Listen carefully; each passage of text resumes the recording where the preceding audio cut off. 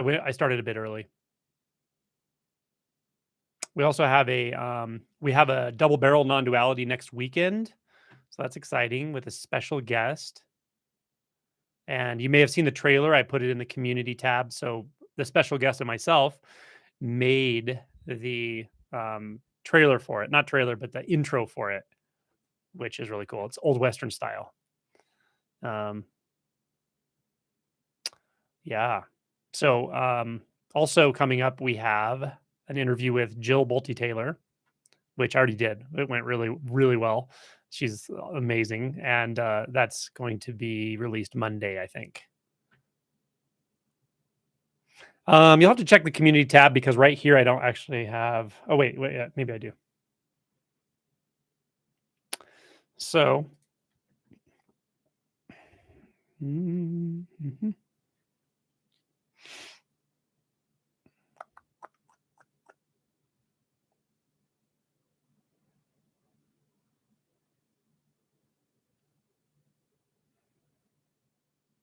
Wrong month. Oh, I'm sorry. It's not next weekend. Ah, my bad. The next double barrel is on Friday the 27th um, at 12 p.m.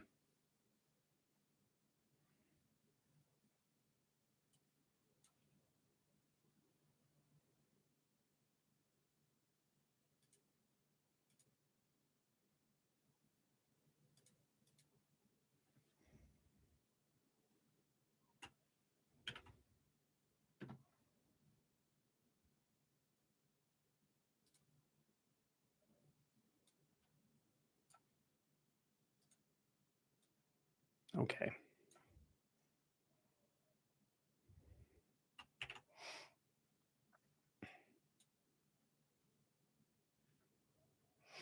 Hey, Jack. Hey, Susan.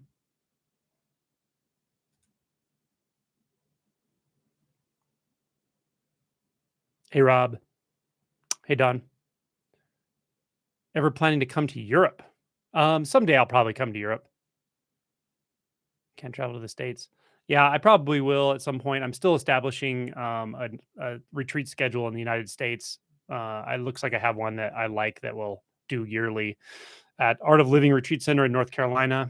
Um, and we'll see from there. But I think it's definitely a possibility. Hey, Robert.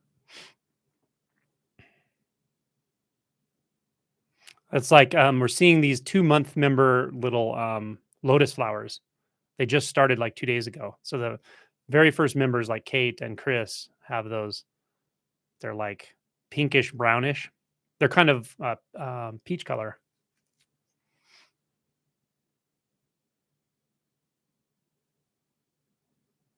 See if I can figure out how many members we have. We have 16 people with us. Hey, Ash. Hey, Bob. Hey, Rula.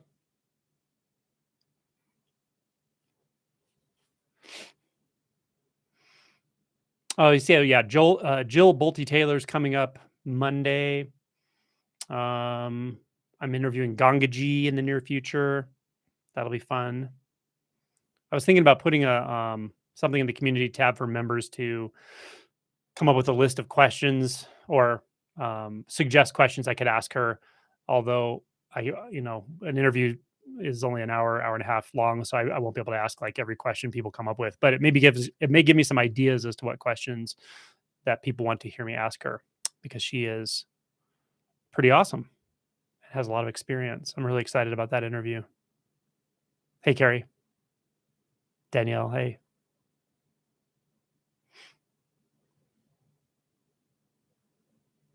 All right. It's almost 1 o'clock. The official start time.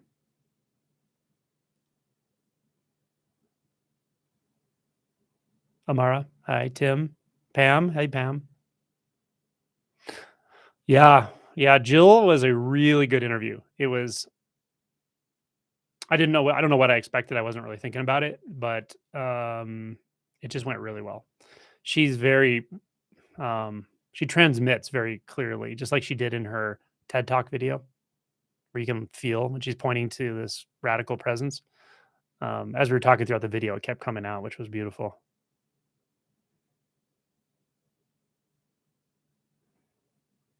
Hey, Maggie from San Diego. Hey, Johan or Johan, probably Johan. Kathy. Paul Hederman. I will invite him. Yeah, he's on my list. I haven't sent out an invite yet, but I'd be happy to interview him as well. Who else?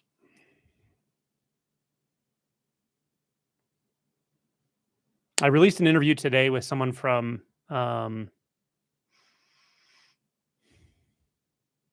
Portugal named Marta. And then I have another interview I did yesterday, which I'll probably release next week, of someone who just recently went through awakening. Oh yeah, Shar, yeah. The Australian lady on my Facebook page that I put the video on.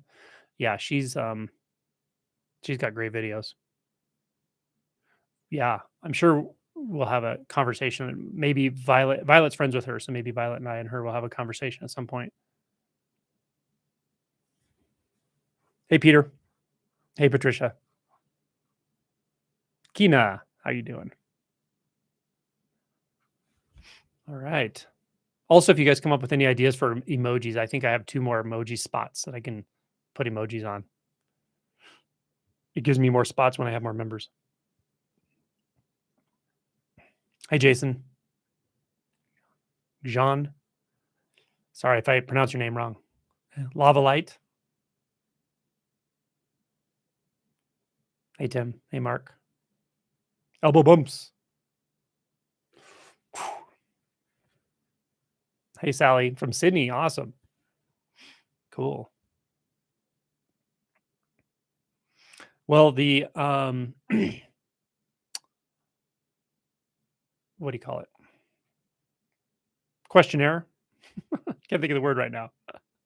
When I asked what kind of content everybody wants to see, it was very interesting because it was about just about exactly 40% of people said they liked the awakening interviews, and then 20% said the double barrel non-duality they would like to see more of, and then it was a split of 10% and 10% that wanted to see the art and spiritual teachers interviewed.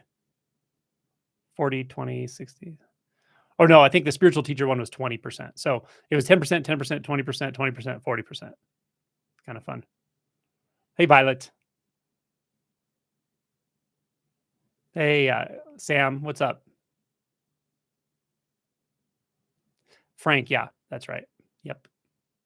Frank Yang, yeah. Yes to all of it. It's fun for me. All of it's fun for me. I loved the awakening interviews because that's what worked for me. And I thought that was just such an ingenious thing that Kaplo Roshi and Yasutani Roshi did in the Three Pillars of Zen, which is really radical thing to do for traditional Zen or Buddhism in general. It's kind of like a taboo to talk about your own awakening or realization, but those guys didn't care. They're like, hey, this is what it's like to go through an awakening. It really happens.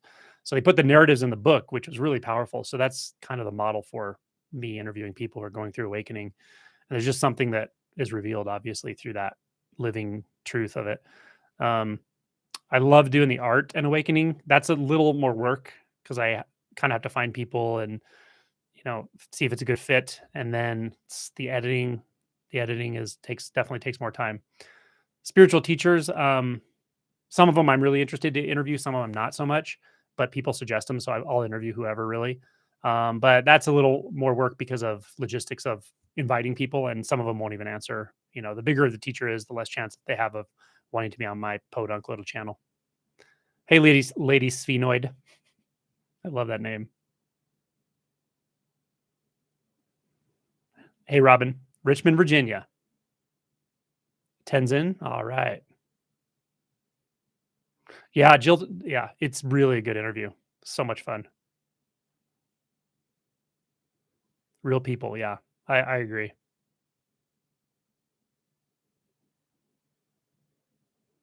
Violet. Yeah, of course. We'll do that. Simply always podunk. That's right. Yep. So, um, what do y'all want to do today? You want to do guided meditation? Do you want to do a talk on something? There's probably a way I can do a poll or something, but I don't know how that would be. Engage with my audience. Start a Q&A. Answer viewer questions live, but that's what I'm already doing. Start a poll. I can do a poll. Okay. Let's see here real quick.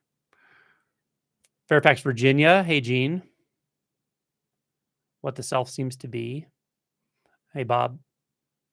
When you're ready for questions, how to address catch 22 belief. I don't have what it takes. Seems to be a background core belief. Okay. That's a good question. Good thing to talk about. A talk on surrender, meditation. I know you started with TM from an old yogi. Yeah. Did you ever catch Maharishi Mahesh Yogi's Vedic models of consciousness and reality? I did. I did read up on those actually. I remember him teaching them to me when we learned TM. This old hippie guy. He explained them to me the way the Maharishi explained them, I think, to him. And then I looked at them later. Meditation. Any transmission will be fine. And we got a little Wanda. Wanda the puppet now is one of our emoji. She's awesome. Talk about holes. Wait, is this oh, I know who that is. MZ. Mm-hmm. Mm-hmm. Yep. Guided meditation. We're getting a lot of guided meditation. Sit and beam at us. Talk about the brain and the four character Jill has taught. Well, I don't want to spill the beans before we get there. Heart character plays into it. Interviewed on POK. What is POK? A guy called Luciano Melo is a recent one. I'll have to think about what POK is. We want Wanda. Oh, Wanda. Maybe she'll make it to a live one of these days. I'll have to ask her if she might be kind of shy about that sort of thing. I don't know. I'd have to ask her. Lady Sphenoid, meditation, Danielle. Holes. Okay, we know who the peanut gallery is here, that's for sure. The MZ of the catch 22 thing too. The catch 22 is, what if I don't have what it takes? Okay, I like that. Self-inquiry. I talked to a group this morning and we went really in depth on self-inquiry. It was really good. I can bring some of that back if my memory allows that. Emoji, the little prince. The little prince. Who's the little prince? I feel like I should know that. Angelo. I should invite Angelo. That's a good idea. Doubt and letting go. Well, doubt is what you mentioned earlier. What if I don't have what it takes is definitely a form of doubt, but we can talk specifically about the belief and then the doubt. She doesn't seem shy. She doesn't. I mean, once we met her at the store, she was like ready to go online right away. She did a live, or at least she did a short. This is Wanda we're talking about. Perfectly okay. Okay. Perfectly okay. Gosh, I'm sorry. It's terrible, but I don't remember. These all blend together because they all have, well, they don't have similar names, but they have like spiritual names. And I've been on a lot of podcasts actually, and I forget which ones are which. But I can look that up. Little Prince. Okay, I'm gonna have to look that one up. I'm kind of clueless, guys. When people ask me about spiritual things and spiritual terms and dogma, I don't always know. How do you regard memories? What role do they play in your life? The nature of reality. I have to read The Little Prince. Oh, okay. It's a book. Sounds like kid's book. Oh, well, okay. I can read if it's a kid's book. I can read it. For a minute, I thought you were talking about a novel, and I was like, oh my god, I can't read a novel, but I can read a kid's book. Cool. The Little Prince. Le Petit Prince. Very beautiful story if you haven't read it. Okay. +1 for Little Prince. Wow. that this Little Prince has made quite an impression on people. The Little Prince loved a rose. You'll like that. Rob McDonald. Would you do follow-up interviews with past awakening video interviewees? Sure. Can I write you separately about that as a resource for interviewees? Of course. Feel free. Oh, okay. Perfectly okay is the full name. The site is called POK. Patty Levin is the coordinator. Free copy of Little Prince here. Sweet. Thank you. Okay, let's do a guided meditation because you asked for it. Then we can talk about the doubt question. Okay. I don't know how long it'll be. It probably won't be a super long one. Hey, Life with Kyle. I'm glad you made it. Okay, we're doing a guided. So everyone out there be quiet. Actually, I can't hear you, so. Self-inquiry from earlier. Okay, I'll reconstruct some of that because I think we touched on some really good points. It was a group of people who had all had experience with self-inquiry and were sort of working on self-inquiry at various levels. Okay, we're gonna do a guided meditation. So when you meditate, just start by finding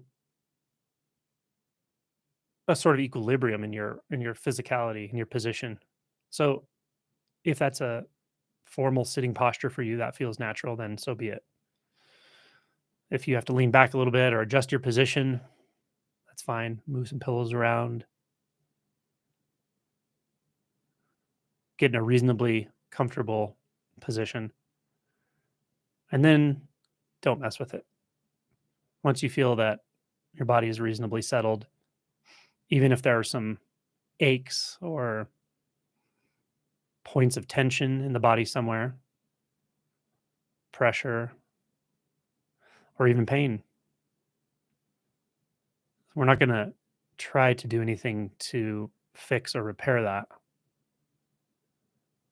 We might notice there's a thought that could be there saying, if only that pain wasn't here, if only that tension wasn't here, then I could meditate or then I could relax. And we notice that thought really didn't come from anywhere. It really isn't going anywhere. It's just structured in consciousness,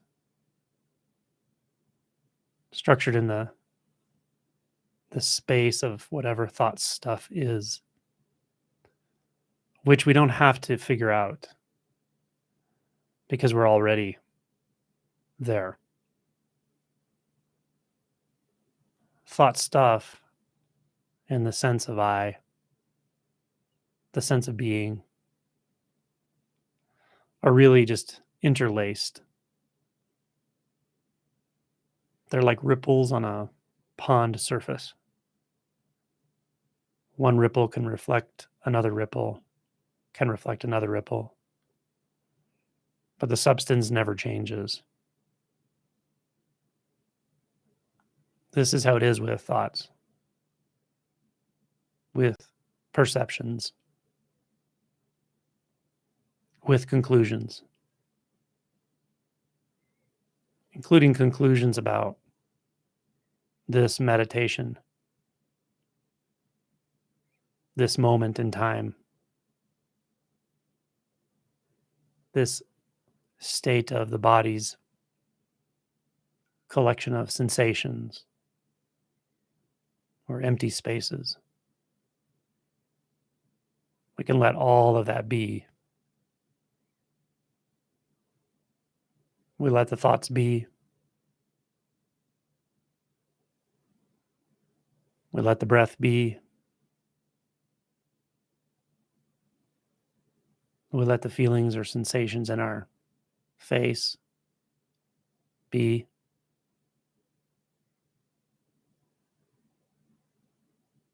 We're not pushing. We're not pulling. We don't need more or less of that experience. It's just enough. The sensations are just the right amount. And they're in just the right place.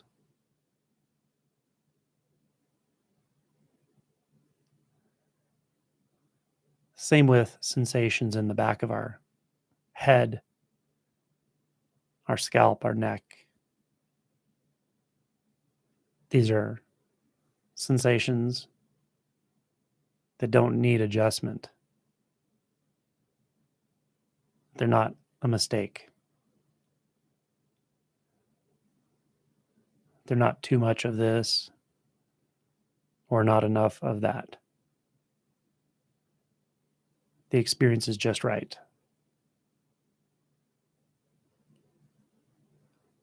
In your mouth and jaw, your tongue, your lips, in the front of your neck, your throat. All those sensations are exactly in the right place. They're here just on time. They've never been out of time because there's only this slice of eternity and there's no time here. So a sensation is just a sensation. It's not coming from somewhere. It's not going anywhere. There's nothing to figure out about it.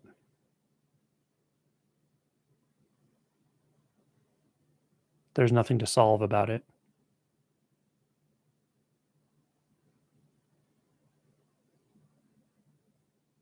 We don't have to decide whether it's comfortable or uncomfortable.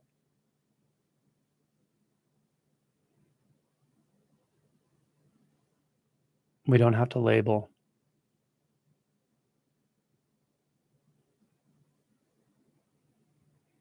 And this brings us into the breath, the movement of the upper chest, the movement of the lower chest, and the belly. These movements are right on time. There's nothing ahead or behind them.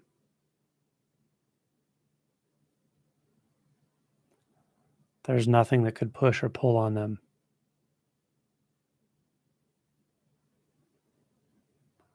There's nothing that could want more or less of them.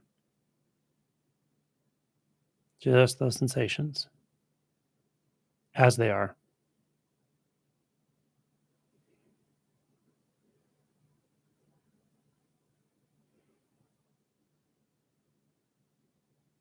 As we move backward into the chest, into the belly, into those visceral sensations, perhaps chakras, to midline experiences that are somewhere inside.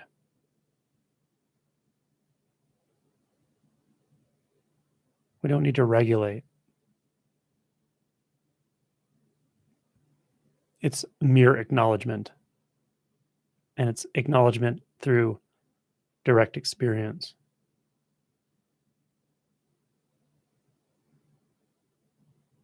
The way you acknowledge a body of water by submersing yourself in it.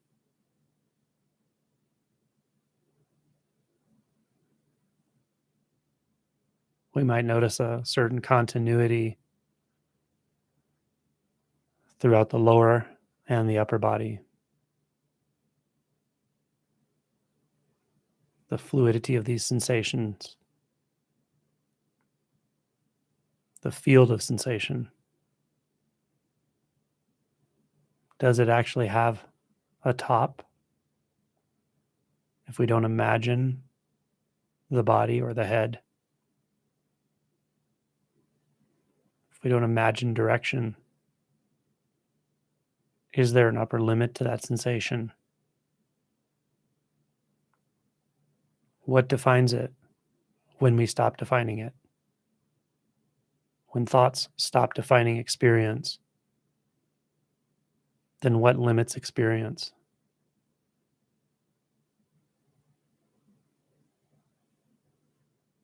Experience can be within and beyond, above and below, right here and everywhere.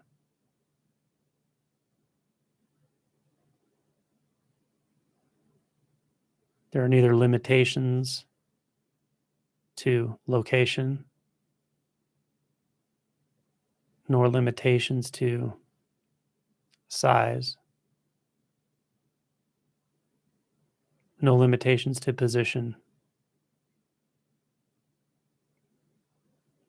The pure sense fields, no duality. They don't know boundary. They don't know coming or going. No label can stick here.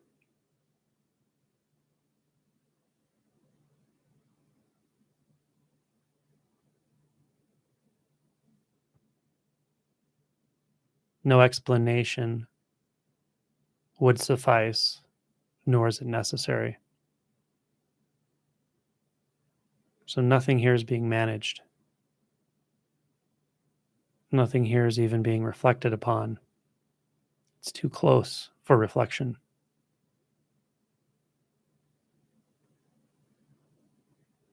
There's nothing coming because it just is already.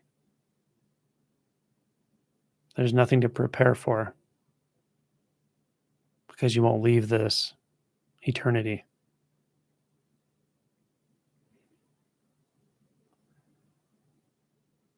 There's nothing to anticipate because that future is only a thought and it's already here. All futures are here, all pasts are here.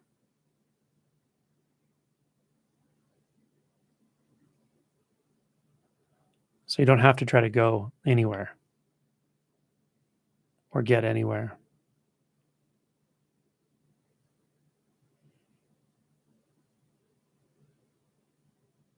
You don't have to try to deepen anything because deepening is automatic.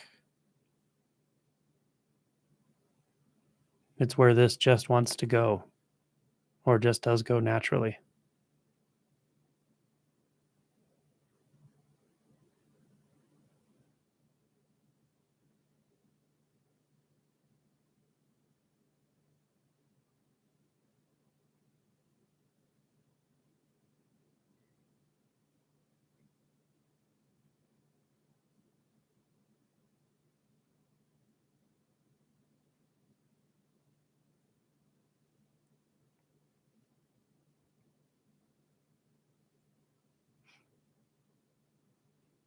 Okay, short and sweet.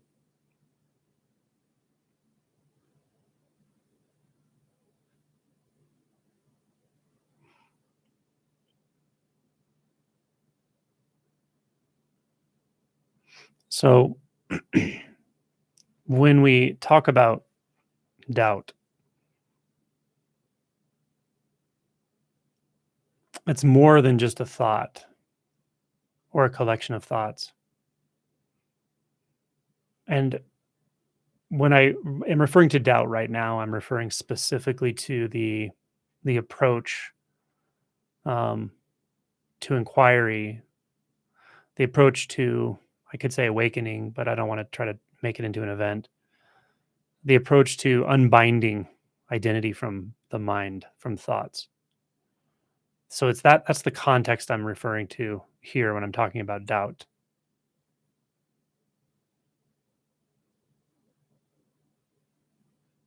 And so doubt here is more than a single thought that says, I don't know if I can do this, or I'm not sure if I get it. I'm not sure if I can work hard enough. I saw so and so talk about awakening and I can't do what they did. I can't work as hard as they did, or I didn't go through what they went through with those traumatic life events. So that means I maybe can't wake up. So those are all forms of doubt, of course. Those are thoughts. But that's not the entirety of what doubt actually is in this setting. You're welcome, Lady Sphenoid. Um, it's more than just a thought or two, or even recurrent thoughts. Um, it's believing those thoughts. It's identifying with those thoughts to the point where the doubt barrier or the doubt tendency is actually interwoven with who or what we feel like we are. And the thoughts are really just more like the tip of the iceberg, maybe. They're like superficial markers saying, oh, there's doubt here. It's actually something like a hesitation tone. It's also a tendency in regard to thought, a certain kind of tendency in regard to thought. Chakras. Someone was asking about chakras. So it's a tendency in regard to thought. And that means a tendency to grab a thought. Like it says it's like we mistrust ourselves. I mistrust myself.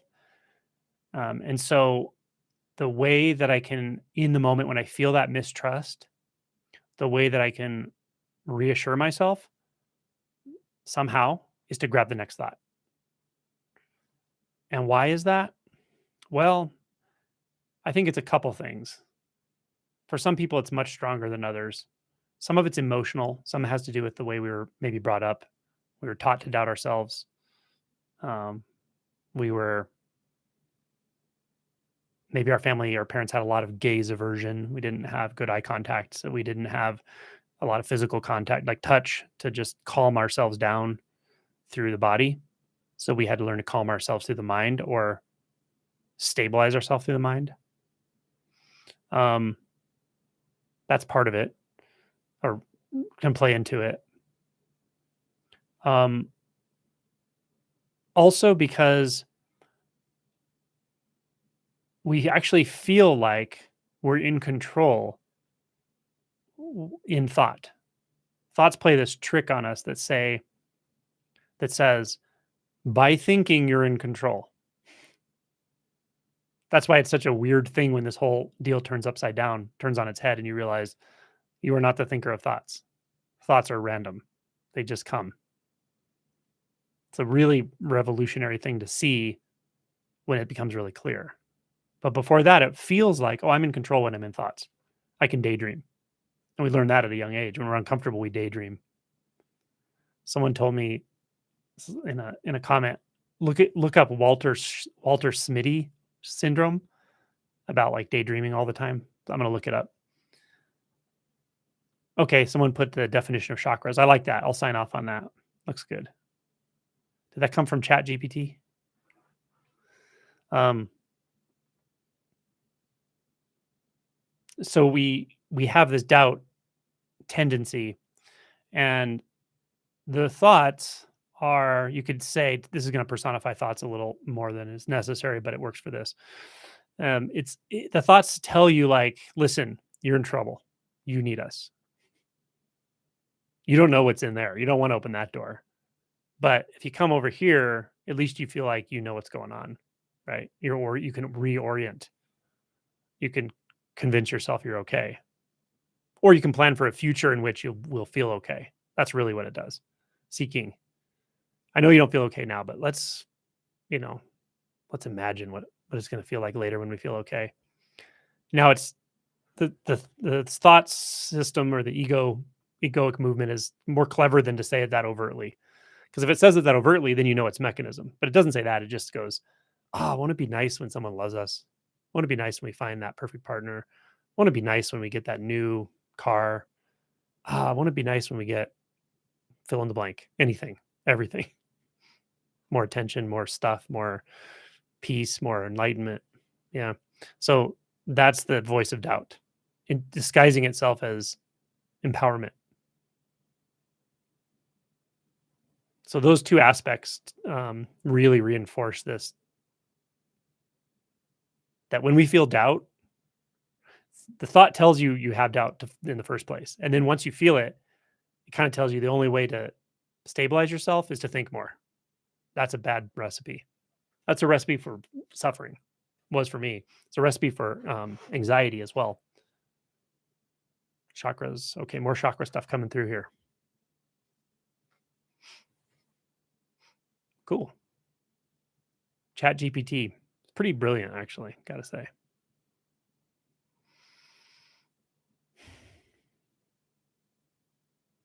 So yeah, doubt is a large part of why we even move toward awakening, why we become interested in awakening, because we fall for that trick of thought so much when we're growing up and becoming, a young adult and then an adult. We fall for that trick so much that says, "Oh, this isn't safe," or "I don't know what's going on here. Let's think our way into stability."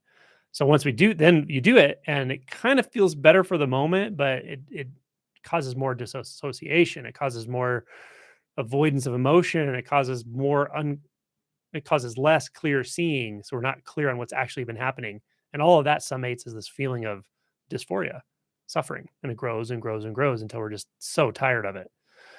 So I'll get to surrender. Actually, good question, Jen.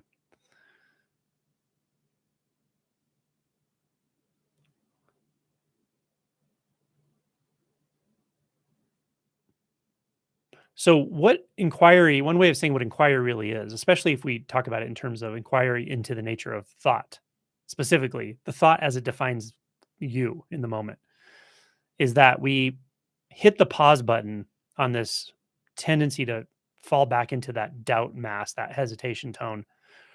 Hit the pause button on it long enough until the spell is broken. And the spell reminds me of Lord of the Rings, where there was that king who was under the spell of that funky wizard dude, and he was giving him some kind of potion or using, I don't know what he was doing, but his eyes were glazed over, he believed everything that the dude was telling him. It's like that, the doubt that whispers in your ear constantly, right? It says all kinds of things, but various versions of "you're not good enough, you don't have what it takes to do this, um, you don't understand this, you can't work that hard." And again, those are sticky beliefs until we break this spell. So the self-inquiry process, or the inquiry into the nature of thought and identification, is disregard that thought. Oh, a thought just says I can't do this. Well, that's a thought. Okay, what all goes down the drain with that? Well, doing. There's nothing to do here. That I have to do anything to wake up, that's gone, right? It's another thought. So you can deconstruct this pretty quickly. And then you just wait. What's the next thought?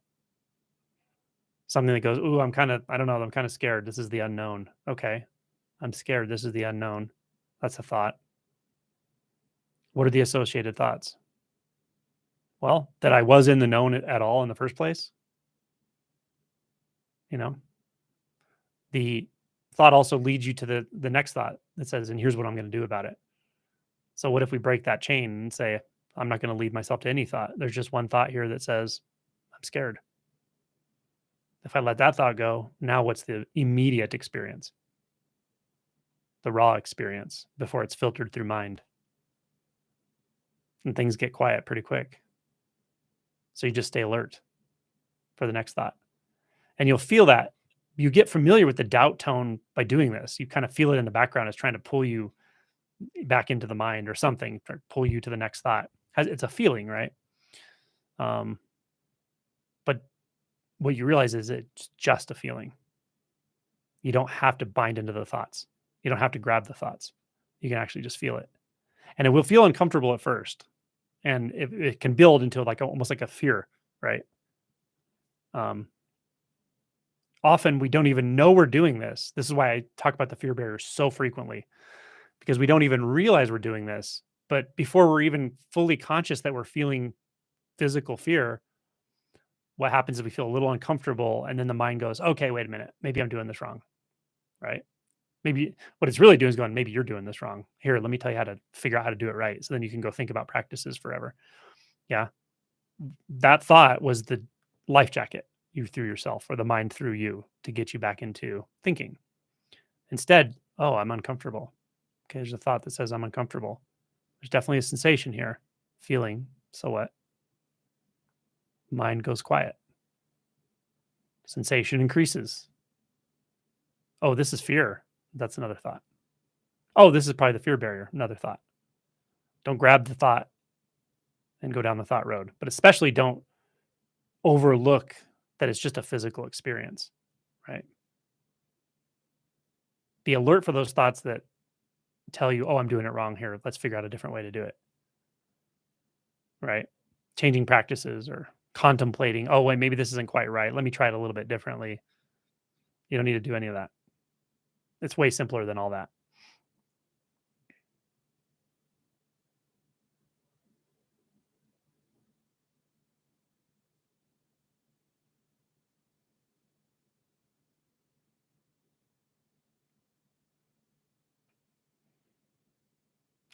Yeah, the fear thing, there's a lot of things that we can become afraid of during this process, but there's a um this first barrier I'm talking about is a sort of physical fear, and it's just a physiologic process. And often when you just wait it out, it just subsides, really. It can become intense though for a bit, for a few minutes even, but it tends to just subside. Now later on we have different kinds of psychological fears that are buried deep inside, like I'm afraid of not being, afraid of not taking care of ourselves or our family. Um, these things, what I would say about these kinds of fears is, while they're based on something, the way the mind sees reality is distorted such that we're not actually accurately afraid. There's fear, but it's not accurate. The fear is like the door, right? Don't open the door. Don't open the door. But once you go through the door, pretty much at every stage of this, sometimes going through the door is fearful or whatever, but at every stage of this, essentially, once you go through the door, things can look very different on the other side, but it turns out okay. It always turns out okay. And essentially, there's always more peace and equanimity on the other side. Things will look different and maybe very different than you expected them to look, but that's okay.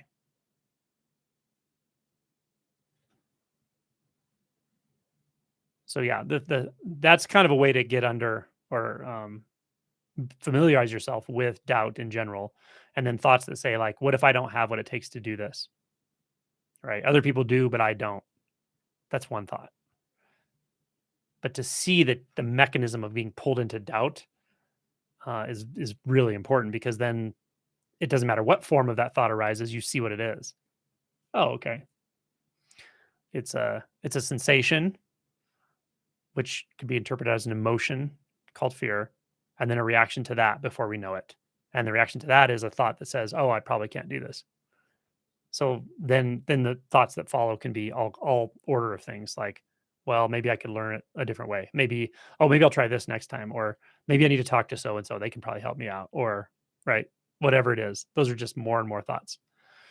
But the key is to catch it immediately, to know, oh, this is doubt. How can I know whether or not I have what it takes for this? No one knows. Okay, we're going to take a question. Danielle, during meditation, I can feel sensation apart from my body, even if it's connected to my physical body. Is there anything else to do other than notice it? No. Notice that the noticing of it is a thought, is a perception, that it can make it feel like there's a perceptual distance between something that's noticing it, including awareness, and the actual sensation. And sometimes just noticing that there's that perceptual buffer. This is kind of direct experience stuff, so not so much the first awakening type talk, but once you notice that perceptual buffer, that there's something that makes it feel like, oh, I'm aware of that, even if it's there or there or there or kind of everywhere. You can investigate. Is there even a perceptual apparatus at all? And when you see, if you see maybe that there isn't, then the sensation is kind of indeterminate in its position, its duration, its quality, and so it's kind of everywhere and kind of nowhere. It's like both simultaneously. It's just what it is. Actually, that's the sensation of sensation. That's the taste of taste, and it's quite remarkable. It's a very subtractive process when it comes to direct experience. Okay, what else did I miss? Thought suggests a difference from what is. Yeah, that's a good way of saying it. A thought. Think of it. I like to use the reflection analogy.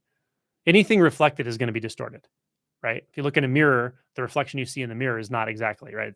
If anything, it's backwards or whatever. If the mirror is dirty, which is like delusion, right, and repressed emotion and stuff, if the mirror is dirty, you're going to see a really distorted reflection. And then because you're acting out of the reflection, because you're identifying with thought, then what happens is when there's enough of that, a summation of that distorted thinking, then the body actually acts out of distortion in some ways, right? And it can act, even in violence and so forth in really extreme circumstances. So knowing that there's a distorting effect of thought fundamentally is important in this whole process. And that becomes much more clear with a shift in identity out of thought. It's not 100%. Like there's still things that are not clear right away for quite some time, but the constant hypnosis with thought and believing in it is broken, and that's a big relief. Okay. Tomorrow never knows. A month ago, some knot untied in my chest. Awesome. And it had been so constant that I didn't realize it existed at all. There you go. That's exactly it. That's like the doubt tone, sensations, contraction, weight, hesitation. All of these come off in layers a lot of times. And you can't know until you look back and go, wow, I was carrying that. Even a doubt, like, I'm sorry, a thought, even certain beliefs are so defining of your experience that you don't know until they drop off. Like, I don't know, something that maybe was developed or ingrained in you when you were a child. Like if you're the problem child in the family or something or whatever, you're the sick child because you had an illness. We don't realize how heavy that belief is and how defining it is of our views and how our views apply to all these areas of our lives that seem unrelated until it drops and be like, wow, I actually believed I was a problem or I believed I whatever. So beliefs can feel like that as well. Okay, Tony. I saw yours, Tony. Let's see. What are the visceral signs of non-dual or anatta realization as opposed to experiences of them? To make it as simple as possible, what makes the realization that sticks as opposed to phasing in and out? The number one thing that makes subtler and deeper realizations not stabilized, in my opinion, is reactivity. And that's why I talk about emotion work so much. Subtle reactivity can, it's almost like I want to say it's like, if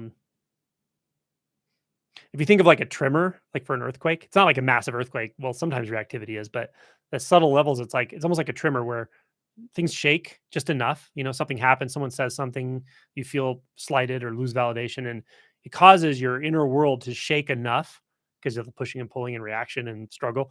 Shakes just enough that like you can't clearly see what's right in front of your face enough to actually go, oh, there's no boundary there. If that makes sense. It's like if your environment just were to suddenly shake physically, like a tremor for a earthquake, you would brace yourself, right? That would be the first thing you'd want to do is like brace yourself and like get your bearings. That's how it is with subtle um, perceptual filters like non-dual specifically. Um, so I think that's probably the biggest thing. When you ask about the visceral experience of it, I would say the visceral to me means physical in the body. Maybe it's because I'm medical. It's a gut level instinct, but a physical sensation. I would say the physical experience of non-duality is one that waxes and wanes in how prominent it is, but sometimes it's deeply enjoyable. It's really like a buzzing or like a really almost like an ecstatic physical sensation, but it's not because it's non-dualistic. It's not just in the body, although conventionally you feel it like as the body somehow or emanating, but it's kind of like the body exchanging energy with the environment or something. It's kind of hard to talk about it, but I think um, with clear non-dual realization, that's much more common. But even that, it's not like constant. Nothing's constant. Um, that's the visceral experience. But most importantly, in my opinion, with non-dual clarity is actually in the visual field, not in the physical sensations, because you can find non-dual experiences in the physical sensations pretty easily, as well as in the sound field. Um, but in the visual field, it tends to not look dual. It tends to remain dualistic, appearing for some time. Um, and there could be a physiologic reason because of brain processing. Uh, but the appearance of boundaries specifically, not necessarily form, but boundaries. The appearance of boundaries, subject and object, self and other, um, are very much a visual thing. It's not in the visual field actually. It's the overlay the mind puts over the visual field constantly, probably to make it so we can actually maneuver through the three-dimensional world in a meaningful way. Probably. It's probably a side effect of that processing, I would guess. Um, so then what it's like is it's undeniable. It's not like you can't see the conventional world. You can see the conventional world. You can see in three dimensions so that you can move through three dimensions. But it's more like it's kind of like a hologram. It's a little holographic, like intimately and viscerally and not viscerally, instinctually, and you actually can see it that there's no boundary or distance anywhere.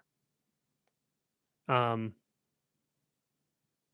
and then the overlay of the appearances that make it possible to maneuver through this, which you could just call appearances, um, aren't problematic, but there's nothing believing in those. That's really no self-realization when there's nothing collating experience. There's no one for whom experience occurs. And there's no distance from which experience is experienced. It just experiences itself.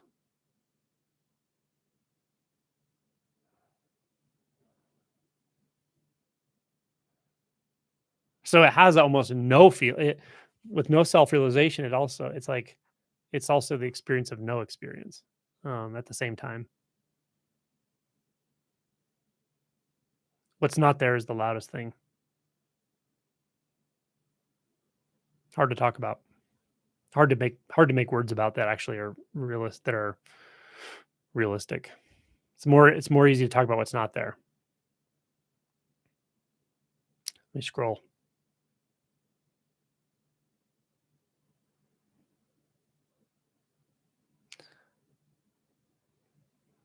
Okay. Let me go back and look at my missed questions. How would you recommend addressing this? Oh, okay. Dealing with this right now, pretty difficult situation in life I'm dealing with, and there are massive tendencies to try to rely on my mind to fix the situation. That's a hard one because in those moments, you can't, how I say this, in those moments, you can't talk yourself out of having your attention move into thoughts, until that stops happening. Um, when there's triggers, when there's intense emotional experiences, or instability, or massive change or stress or whatever, in those times, as long as there's any reactivity left, um, or a tendency for attention to move into thought when there's stress, you can't talk yourself out of it. that make sense? So if you notice it habitually doing that in this situation, the first thing to know is it's just how it is. That's a movement of surrender. Surrendering to the fact that you can't force your attention out of thought sometimes. There's going to be thought. There's going to be thought storms, and that's okay. So I kind of subscribe to this. Um, like in my attention chapter, learn to trust your attention and where it moves. But know how to use it skillfully wherever it is. So if your attention's in the thought space, use it skillfully in the thought space. Um, and even use it skillfully in the relative. Sit down, give yourself a half an hour or an hour to sit down and write all the things you're concerned about. What are your fears about the situation? Here's what I'm worried will happen. Here's what I'm worried will happen. Here, and then go, okay, can I make a simple plan right now to get through the situation as best I can until the next decision point, which might be tomorrow or 2 days from now? Like I can make a plan where I don't really have to think about this once I know that this is the best plan I can make right now. And then I'll come back to this 2 days from now when the situation comes, the next part of the situation arises. I don't know the situation, so I'm kind of conjecting. But then once you go, okay, I've dealt with this in the relative, I've made the plan, I've all that, and my attention's still up in my head, right? That's fine. Go sit. And that's a great time for consciousness-based meditation. Let your attention be in thoughts. Put it there on purpose. I want my attention to be 100% in the thought space. I want to go as close to the thoughts as I can. I want to like ride the wave of thoughts. As soon as a thought arises, I'm there with it. And if it changes, I'm there with it. And if it goes over here, and if it's a doubt that says, oh no, this isn't working, I'm there. I'm here and I'm there and I'm there. Like just move your attention with the thoughts, wherever they move and however they move. It's like surfing the waves of consciousness. Um, that's something that takes practice, but you probably have some practice with it. So don't try to force your attention out of consciousness or out of thoughts when there's stress. If it's not naturally doing it, it's probably gonna be pretty hard. You can try, but it usually ends up just causing more frustration. So you don't have to like force yourself into the body or put your attention into the breath and things like that. Just learn to go, okay, if my attention wants to be up in consciousness, so be it. Let's bring it up there. Can I dilate the lens of consciousness out beyond one thought, but still have that thought? Let that thought be there. Give it. There was an old Zen teacher who said, it might have been Suzuki Roshi. He said, the ego is like I think he says like a bull in a field. It's fine, but just give it a big field to roam around in. Yeah, that's consciousness. So meditate in spacious consciousness to the degree you can. Let the lens of your attention dilate out in consciousness. And consciousness is the easiest place for it to do that with, to dilate, because it's infinite. It's behind, it's in front, it's above and below. It's the thoughts, it's the one aware of the thoughts, it's the gap between the thoughts, it's the substance of thoughts. It's just consciousness. So let that thought move however it needs to move, and let the next one come and the next one. It's fine. Be the whole space in which those thoughts are moving, and the thoughts and the sense of I. That's what I recommend in those situations.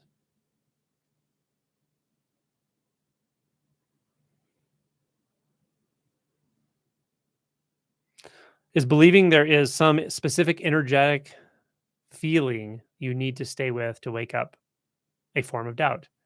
I bet you know the answer to that. I would say it is. Sure, it is. Because you don't. There's no set of There's no. Well, okay, maybe there's a set of conditions that cause awakening, sure, but you're not going to know what they are. I don't know what they are. They're energetic or whatever, right? You're never going to like get the puzzle right and then all of a sudden awakening happens. That's just not how it happens. It's just not. It's not a figuring out the right technique. It's really much more about surrender, intention, a willingness to turn your attention to the unknown, a willingness to really see and let go of the insistence that we can think our way out of our own thought problems. How can you think your way out of a thought-based problem? Right? It's impossible. It's like pouring gas on a fire to put it out. Okay, let me go down here. Worm tongue. I always think of that doubting voice as worm tongue. I love it. Rolandito, hey. I think therefore I am. All right. It's a funny one. I think, therefore I am.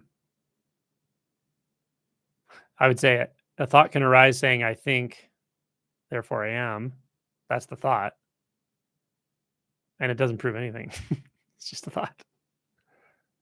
But there's also something in which that thought arises and disappears. Okay, I have been having awareness of peripheral details, i.e., a reflection in an object.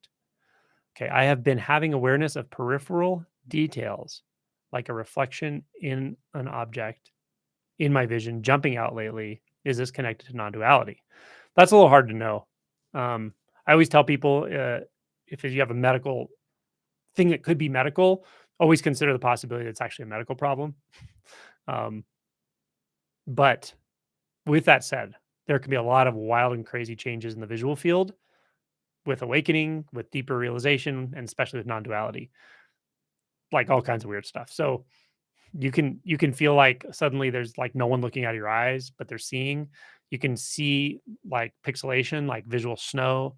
You can see everything. Suddenly, it's like you don't see it. It's just really close. There's not distance out there anymore. It can collapse into like two dimensions. Um, you can see like things shimmering around objects, or you can see objects moving into one another and boundaries disappearing. So all of that stuff can happen. Can happen in the periphery. Can happen in the central vision. That's all definitely possible, but I can't tell you 100% that's related to. So if you have other symptoms, get your eyes checked, whatever. It's reasonable to get your eyes checked, of course, always.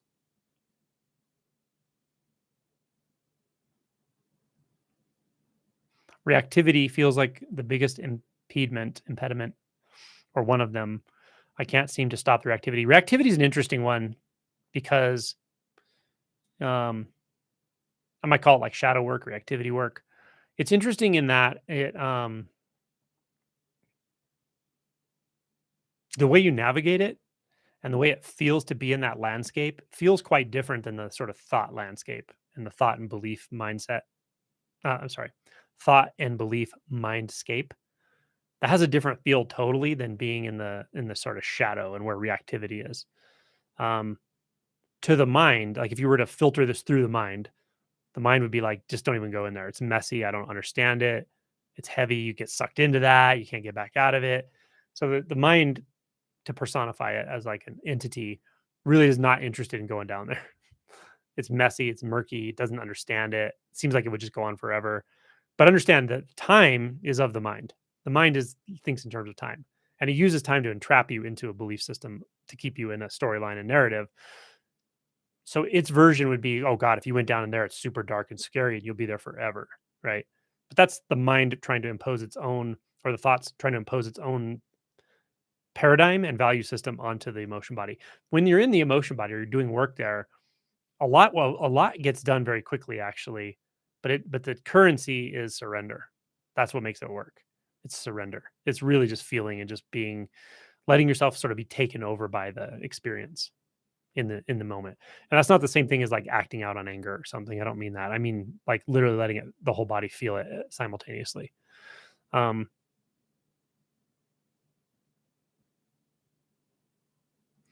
and once you're comfortable in the emotion, in the direct experience of emotion in the shadow, um the sadness, the grief, anger, shame, guilt, resentment.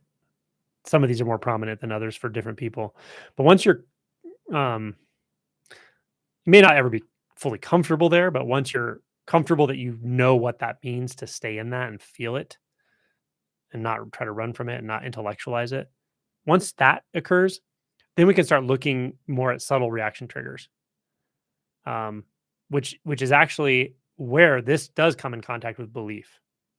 It's like where belief, where mind and the emotion meet in a sense. Um, and the key is just to look for places in which, um,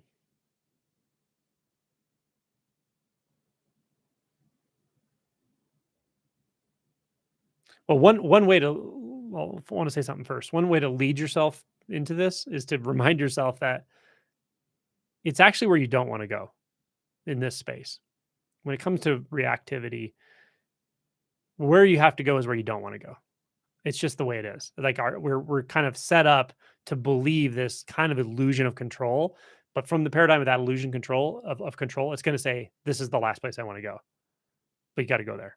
Okay, doesn't mean it's like horrible or anything. It's not the worst thing in the world to do, but the story will seem like it. The narrative will seem like it, and the tendency to avoid it is strong at first. But once you realize, oh, I can actually go into this, I can lead myself back to this uncomfortable place and just feel it. It's like it's something like the feeling of the raw emotions, like the intensity of emotion, but instead of a defined emotion, it's actually more like a reactivity or a restlessness that's underlying the emotion. So it's something that feels like you want to kind of crawl out of your skin almost at first. Like like I don't want to be here. I don't want to be here. You feel caged. Yeah. Once you start feeling that, you're in the right place. You're in the right location to look into what are your beliefs about what should be happening and what shouldn't be happening. And they often relate back to developmental things, interpersonal things, emotional um, imprinting by our families or whatever. All right. So someone disrespected me, or this person is threatening my safety in some way, my emotional safety, whatever. We find these places where we have this it's almost like a childlike view of what's happening, and it says, and that shouldn't be happening. I don't want that to be happening. I don't want it to be happening so much that I'm going to construct a mental self to completely avoid even seeing that it's happening. That's how much I don't want it to be happening. Once you've traced it back down to this, you can see that, oh, there was actually a decision made at some point that says, I'm not going here. I'm not going to see this clearly. I don't want to see the truth of the fact that that person just is who they are and they can't do anything other than they're doing. And I don't actually have to react to it. I don't want to see that. What I want to see is my mind imagining the ways I could react to make it not be like that. But by the time you've gotten here, you're realizing that doesn't work. It's just doesn't work. It fails. Okay, that's reactivity. Visual snow, yeah, yeah, totally. Individual particles, yeah, it's cool, huh?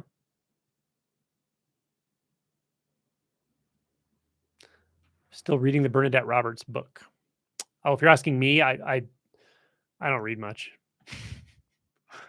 I read like half a chapter of it like 5 years ago. I got the gist of it. Once I realized that she knew what she was talking about, I wasn't much more to read. I'm different than that. Maybe some people I think will read a lot even after realization and stuff. They keep reading about it. I don't have any desire to. It's like it's like if you've been living underground your whole life and all you ever want to do is see the sun, and somehow you figured out how to get out above ground and now you can look right at the sun. Are you going to read books about the sun? About how to find the sun? About how to find the sun? Are you going to read books about how to find the sun? Kind of like that. Doesn't mean I don't read anything, but not a lot. Sometimes I read things so that I know what the terminology other people are using because that way it helps me talk to them. But what I mostly read is science. I like quantum physics stuff. Visual snow. What have you noticed about a relationship between amount of time meditating per day and awakening and further realization? I will tell you Angelo's opinion, then I'll tell you other people's opinion because I have different opinions than some people on this. There are some people who I think are deeply realized who would disagree with this, and they would say you should just meditate a lot and practice a lot and so forth. There comes a time where, in my opinion, where practice actually becomes spontaneous. You're always doing it, but there's no one doing it. It's a sort of fascination and a love for experience, an inability to avoid anything anymore. So you don't have to practice your way into presence. You can't be out of it, right? So it doesn't mean you lose interest in the Dharma or transmitting the Dharma or living the Dharma. The interest is very high in that, but does it require formal practice? I don't think it does necessarily. Um, there are times during this process where it's probably really valuable to do it, especially early on. If your mind's very busy, you have a lot of anxiety, it's very hard to get into direct experience. It's good to calm the body mind. Um, I do enjoy meditation. I do it when I can, but in later stages of realization, it's not so much meditation, in my opinion, that's helpful. It's inquiry, specific types of inquiry. Okay. The change in the visual field you just spoke about. This is Jan. As a visual artist, would that be challenging? Oh, I think you would love it. I think it would take your art to another dimension. Did you watch the video I did recently? The interview with Thomas. He's an artist, and he made these installations. He calls them observatories to literally cause you to experience non-duality. He doesn't say it that way, but that's what it is. Those are cool. Most traditions of practice seem to suggest practicing a huge amount is best. Yeah, I don't agree. I don't. You know why I don't agree with that? I used to agree with that more because it just seemed logical to me. But a couple things. One is what I find about traditions now. It's interesting is I don't have a problem with traditional dharma at all. I think it's great. I don't have a problem with people who practice and even our monastics. I think that's great. What I will say is that systems can have systematic beliefs, and some of them are wrong. So a couple of the ones I've seen are wrong is one is meditation equals realization. I don't find that to be the case. I know people who woke up very profoundly without meditating. I know people who meditated a lot who didn't wake up or haven't woken up yet. So to me, I just look at what's going on in front of my face and I go, okay, well, there you go. Um, Majority of people I think who wake up do meditate to some degree, but what they really do is they inquire in one way or another. Another one I don't agree with because I just found it's not true at all is Zen. And the only formal tradition thing I ever did was Zen, but they're very rigid about posture, about sitting posture. Like if you go through Zen training and you don't have experience outside of it, you would definitely believe that rigid, good posture is very important. Belly forward, buttocks back. It's like critical. It's not. I just don't. I just know it's not now. I've seen so many people wake up laying down on the floor during retreats, or I don't sit that way. So again, I'm not criticizing anything as a whole or any tradition as a whole, but I think when it comes to truth, living truth, you have to be willing to see what's real and what's not real, let go of beliefs that are not helpful or are found to be erroneous, and see how the belief systems in anything you're engaged in, whatever you believe in, might be affecting or clouding your perceptions or your experience. Now, on the other side of the coin, there are probably far more downfalls to like non-traditional dharma, or like what they call it, a pragmatic dharma. There's probably a lot more downfalls to that because you don't have a teacher. First of all, you don't have anyone that can keep you honest. You can totally intellectualize the whole thing and not realize it. Um, there's a lot potential downsides, but there's upsides to that too, and that is not hiding the fact that you want to wake up, being okay with that, being willing to talk about your own awakening, which is a taboo in traditional dharma usually. Okay.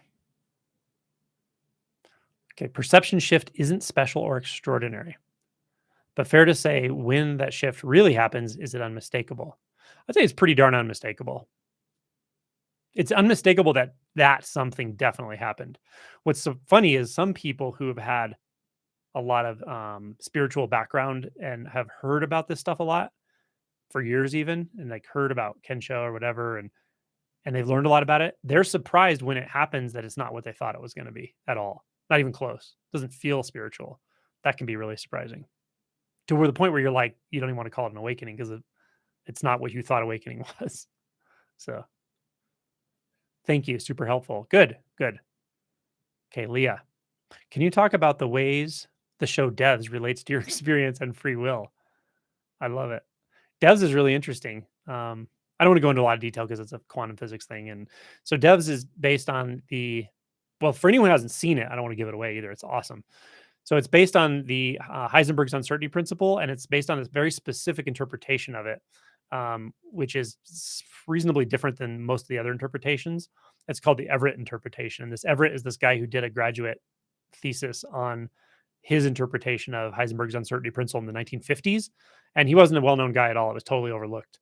And then later on, it got traction and even now it's still a kind of minority view, but it's not considered ludicrous because there are things that it has that other views don't have, and there are contradictions that are inherent to like wave collapse that are not inherent to what's called the many worlds theory.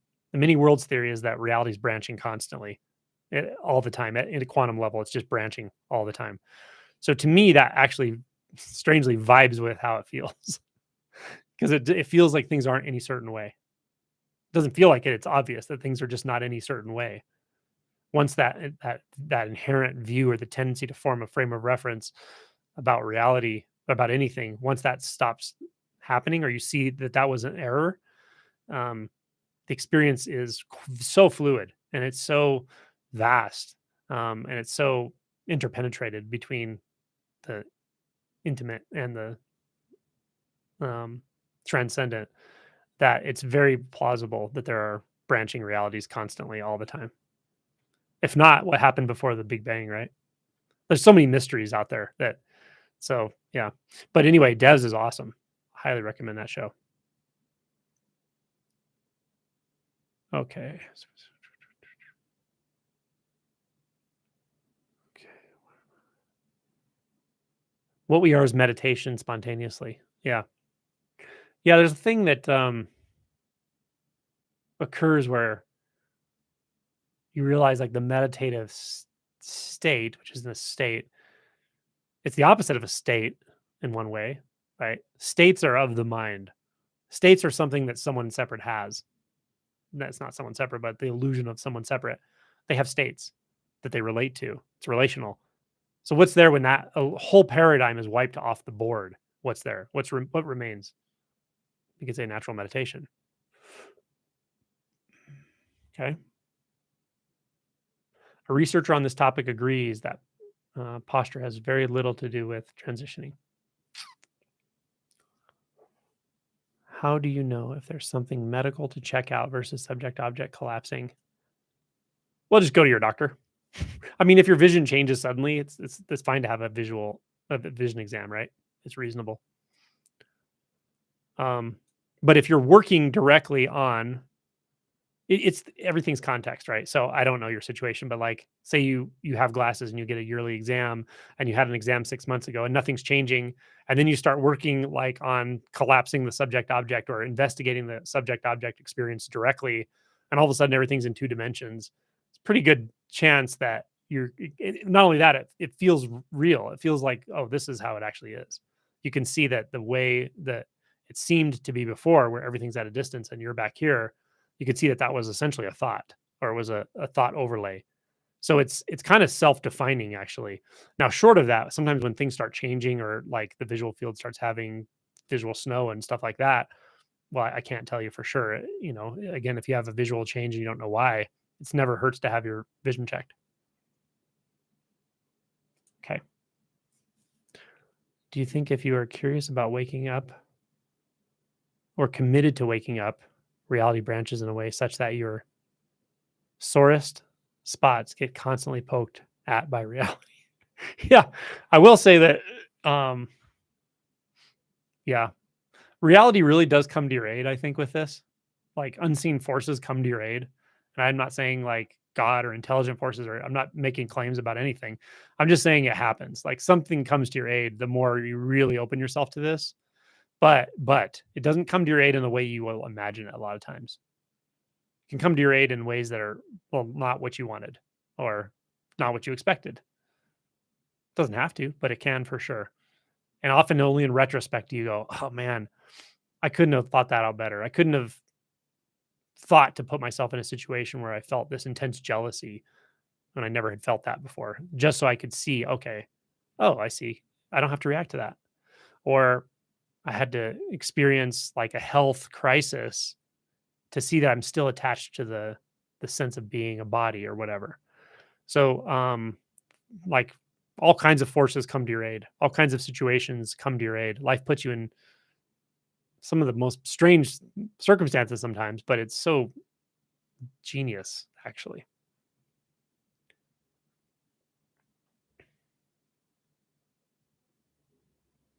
Well, I would look into irritation. So, um, as you've been on this path, I'm answering the question or reading the question. As I've been on this path, I feel that my, more irritation, the circumstances of causing more irritation. I would look into irritation and irritability in general. Like you can just ask yourself, why do I feel irritable? What makes me irritable? Like, okay, you could just sit down in a situation where you're not thinking about anything external to the moment, right? Sit at a table, look at a nice picture on the wall, get a cup of tea, and just sit there and invite your emotions. And if you suddenly feel irritated, ask yourself, what is actually causing irritation here? Is it the tea? Is it the beautiful picture? Is it the fact that I'm sitting? Or what does the mind say, right? The mind says, well, I need to be getting something else done. I'm wasting time. Oh, something says I'm wasting time. Where did that come from? Well, my parents used to tell me I was wasting too much time. And, I have no idea your circumstances, but you can look into it, right? What is it that makes me irritable? When people use the same words over and over about emotions, I often point them to that, right? If they say sadness a lot or grief, I'll say, okay, well, let's look into that. Maybe something happened when you were younger that made you afraid of grief, or maybe whatever. There's a lot of ways this can manifest, but when there's a consistent theme in the emotions, especially, that's not a bad thing. It's a good thing. But it's saying, look here, and look here. Maybe with a few different approaches. Maybe part of it's just sitting and feeling it. Okay, what does irritability feel like? Well, it kind of feels like a little bit of anger, maybe disappointment. Oh, disappoint. What am I disappointed in? Look into that. Those kinds of things.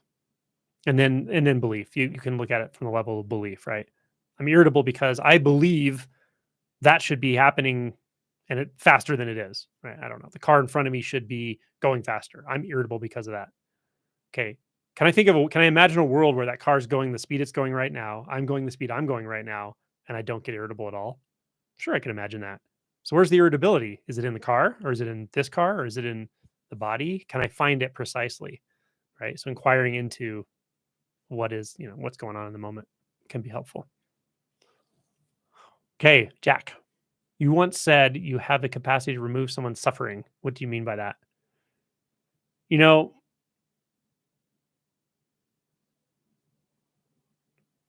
I just noticed it over time that um in practical ways, I can for sure. Any of us probably can, right? But you can do that to a fault. Um, but I even noticed energetically, like being open in a certain way and empathic without really understanding and seeing that person completely, and seeing that they have the potential to wake up, would have a tendency that I could take too much of their suffering away. Um, and I remember reading somewhere, don't take too much of people's suffering away. They need it to wake up.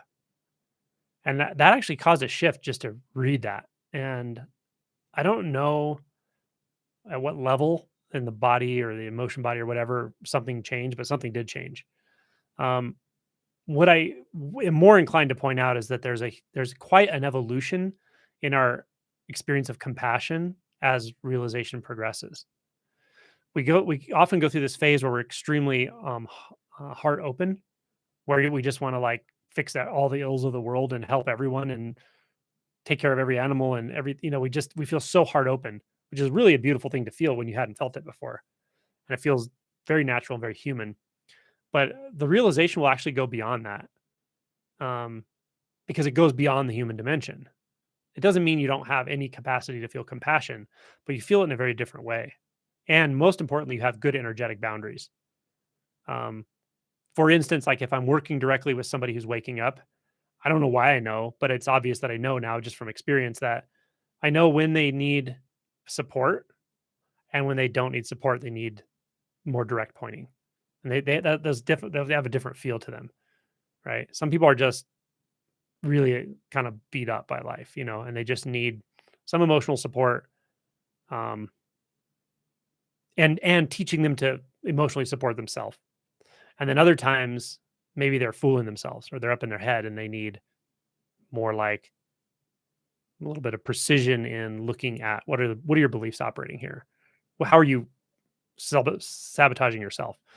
Um, no, having that discernment requires that knowing that um, people sometimes need suffering to wake up, just the right amount, but knowing how much is too much, and you know how to be warm and supportive, but not giving someone too much to where they're like trying to bond. They're almost like bonding with you rather than waking up. Yeah, it's that kind of thing. I've also had moments where like I physically touched somebody and I felt their pain afterwards. That's really weird, but I know it's strange, but I've had it happen more than once. It's not, and I didn't do it on purpose. Like I didn't go, "Oh, I'm gonna suck your pain out of your body," but someone would talk about a certain part of their body, and I would touch that part of their body, like as a physician, and then I would feel it like for the whole day in a place I don't get pain. Um, I've had that happen a few times. It's not That's not a constant thing for me, and it's not definitely not a choice thing. It just happened.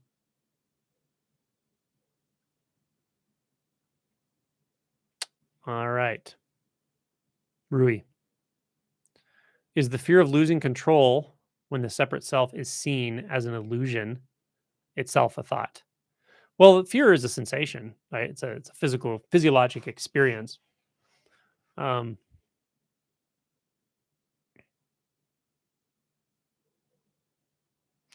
I would say to look into the possibility that what you're actually afraid of is the thought of it. Well, you probably know that. It's the thought of it more than what that thought actually seems to be referring to. This thing about the, self gonna die away and all that, you can't really see it accurately. Um,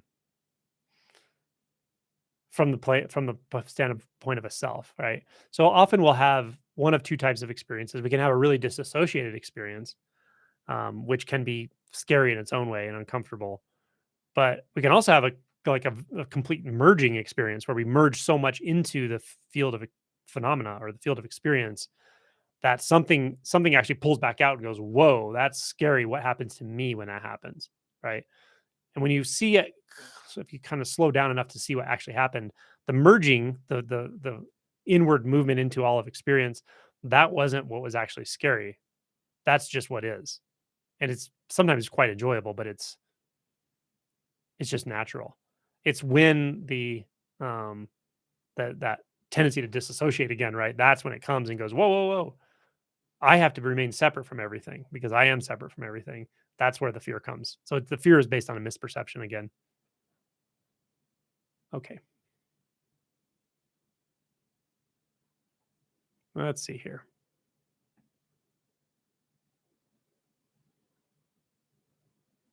Thanks, Kyle.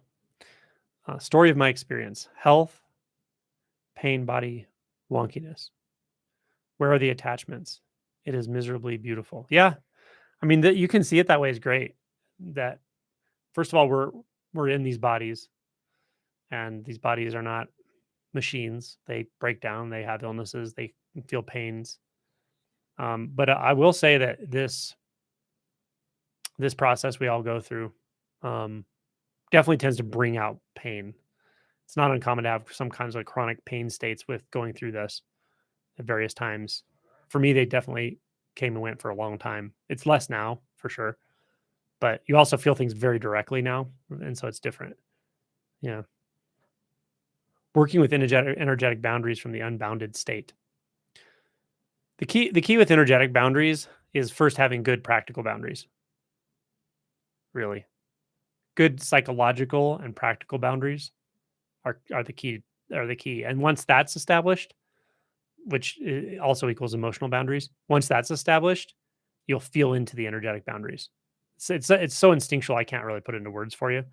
But it does come online for sure. And it keeps getting clearer over time too. Does it get easier to deal with chronic pain? I think so, but everyone's different. Yeah. See it from a very different place, which is weird because it's like inside the pain. It's like merged with the pain.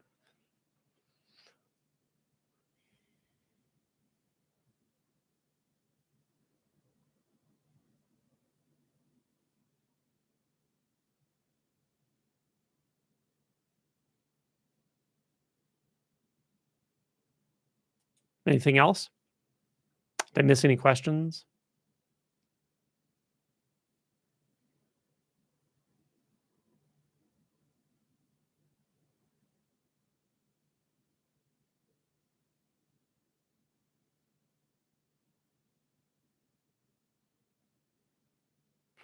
Keep thinking I'm done with emotion work and it comes back. There's no knowing when it stops. Well, reactivity can stop, and that pretty much does it in. It's not like you don't feel emotions after that, but there's not reactions to them anymore.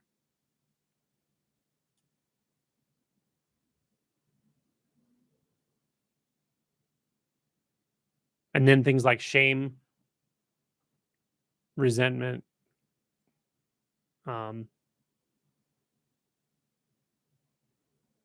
guilt pretty much go, I think. You can see the roots of them. Like you can see the situation where you're like, I should feel shame right now, but I don't. I should feel embarrassment right now, but I don't. You can even act like you do just to whatever, like just to be a human or something, but it sounds strange. I don't know. The cannabis thing, can it affect the process? I mean, everything affects everything. So I can't say it doesn't affect the process at all. But what a lot of people ask question is like, can I wake up if I smoke pot? I'm like, yeah, for sure. Do I need to stop smoking pot before I decide to wake up? No, you don't have to.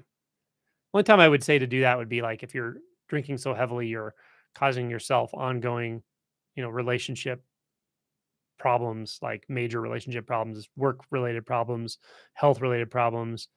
Maybe take care of the addiction that's really deadly or potentially deadly and really destructive before you worry about this stuff. But uh, habit of smoking or drinking in moderation, even though you'd rather not. It's not. I wouldn't like try to struggle with that before awakening. You can work on it simultaneously if it's something you want to work with, but I would just go for the strike while the iron's hot. True's question. Did I miss it? Uh, oh, yeah. Okay. Is formlessness the sense of nothing behind the surface of the visual? That might be more like non-separation, like no subject object experience, but formlessness is very clear and obvious experience that there's literally no form. No form, no perceptual distance, no space. No space is one way I would say it because we can imagine things being formless. A lot of people do this, I think. You kind of imagine it and they call it non-duality, but it's not non-duality. It's like formless awareness or something. But as Adyashanti rightly points out, what a lot of people call non-duality is anything but. It's a very binary duality. There's awareness and then everything else. Um, but that has a definite feeling of space, of being a watcher, um, even if the watcher is all of awareness. Non-duality is extremely intimate, um, not a hair's breadth anywhere, such that an object could arise or could even be. There's not a perceptual um, apparatus functioning at all. Perception itself doesn't exist. You see, perception and form are like interrelated and both illusory. It's hard to talk about. It's a very subtle thing. It's a very subtle thing with words. You once said there is no chooser, but there is choice. Can you expand on that a bit? Yeah. Can you imagine that there's so like say you're sitting in a chair maybe and you're or like wherever you are and you're in a room and there's walls and lights and there's breathing and there's sounds, right? Now imagine none of that has boundaries anywhere. There's not actual separate things. Like it's made out of a pool of it's like made out of water or something. I don't know how to say it, but it's just all one separate, not one um merged continuum. Okay, that's what's happening there. And it's always happening there, right? So if there's nothing acting on anything else in that environment, how can a choice be made? It's all just moving. It's all moving on its own accord with itself as itself. There's nothing opposed to anything else. So like what does a choice actually mean? Right? Or what would a choice maker be? So conventionally speaking, you could say, sure, I made a choice and I chose that. But it's much more like the whole environment is choosing. The whole environment is acting. The whole environment is sleeping. The whole environment is stepping. I don't know if that's imaginable. But it's obvious that the sense of a separate agency in the mind, the way that thoughts look, the way the thoughts make the world look, that's not. It's just not true. It's obviously not the case.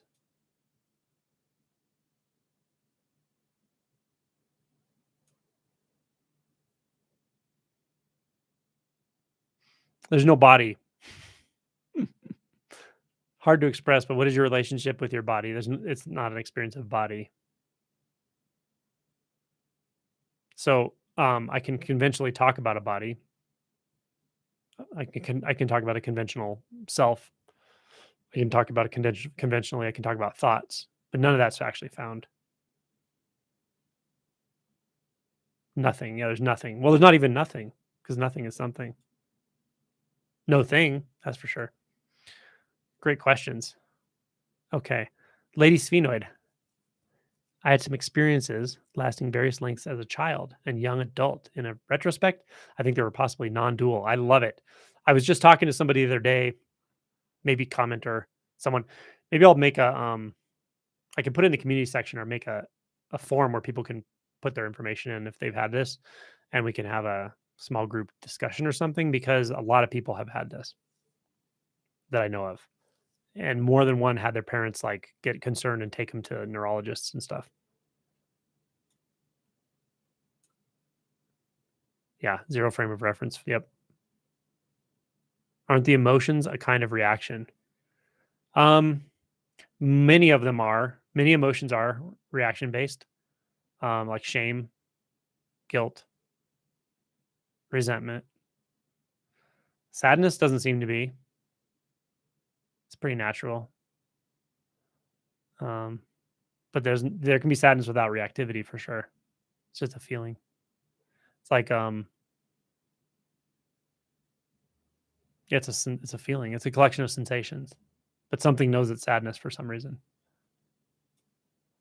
All right, Lady Sphenoid. Is there anything you've heard of before that can happen at young ages and that you hold on, let me move my screen here. And that you contract and then it returns later when you are more ready for it. Oh yeah. Yeah, that's definitely something that's happened. I know people who when non-duality came online, when they stopped having the experience of subject and object and stopped having the experience of separation and dualistic experiences. Once that happened, they went, "Oh, I had this as a kid, but I didn't know what to say about it, or my parents thought it was weird, so I didn't talk about it." Speak of the surrender role. Okay.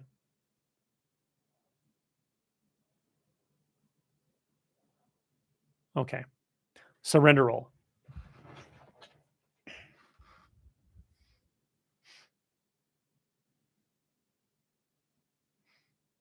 Well, I think surrender, especially initially, comes of seeing very clearly that the ways we believe we can make ourselves happy through seeking, through imagination, through trying to believe things into existence, through believing we are this way or that way, will fail utterly. So that might sound negative or it might sound I don't know, disempowering, but that's what leads to awakening. Is once you see that, then you're ready to surrender. Because before that, why would you surrender if you really feel like you're in control and you feel like being in control makes you happy? You have to see it doesn't make you happy and you're not actually in control. Once you see that, surrender is kind of natural. And it happens very physically and instinctually when we're doing inquiry at some point when we really let go of grabbing the next thought, the next belief. And we can be open to it. We can be willing to allow it to happen, but we can't really force it, right? If you're forcing it, it's probably not surrender, it's more control. Okay. How much time do we have? We've been online for an hour and 40 minutes. We're rocking it. We're rocking and rolling.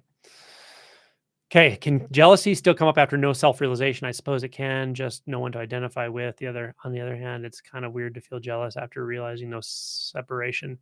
It's like those things like humiliation or embarrassment or whatever, where like I can sense the conditions in which it would happen, and maybe the body even feels something, but there's no reaction to it. There's not like, "Oh, I need to do something about this or make something happen or run from it," or it's like that one specifically tends to go away largely in my experience.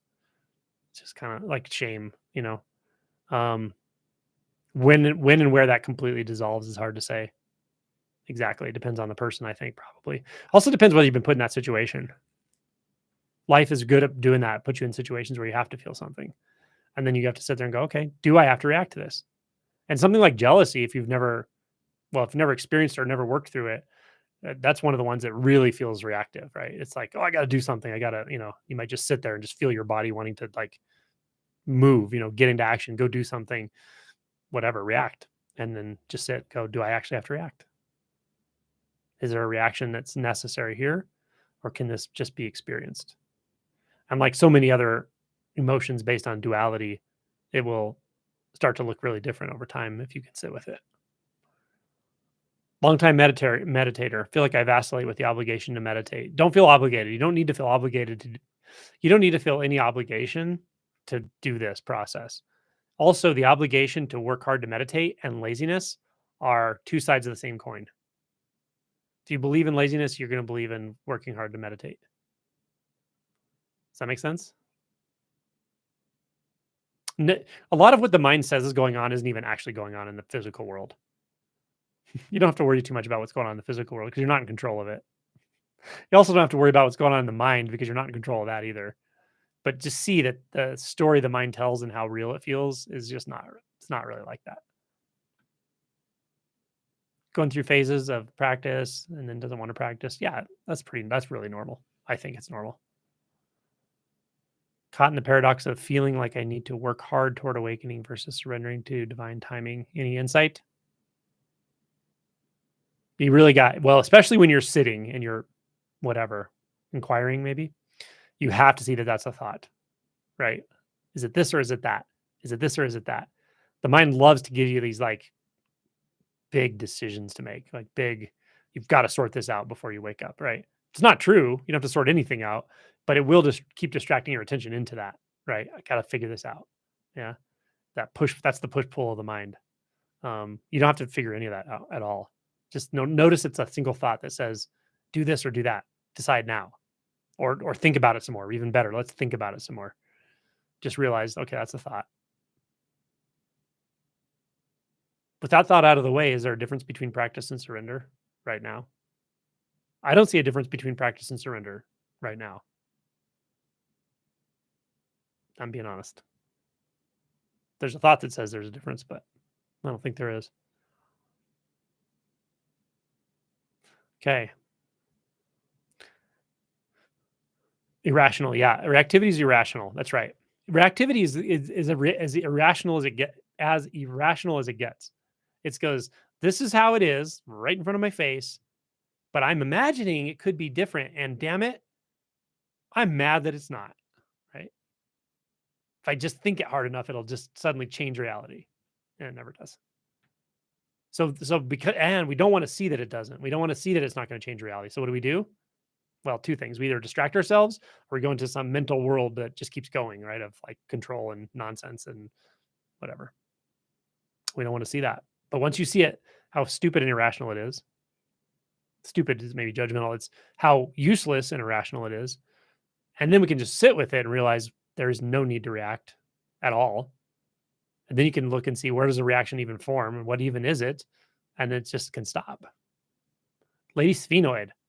Yes, on speaking with others about childhood, etc. Oh, I know. Isn't that a good idea? I also want to do one. I think I said this already, with psychiatrists or psychologists, but I think that would be good. Yeah. It should be as easy as I can have a form, a Google form, which is I would only see the results of that, and you can just put your information in, and then, um, yeah, maybe just have a small group or something, or just get people in touch with each other. Tim, I see and can point and be pointed to this clear, colorless space with ease. I know I don't have awareness. I am awareness. This is as close to it as I can get. Complete shift eludes me. Okay.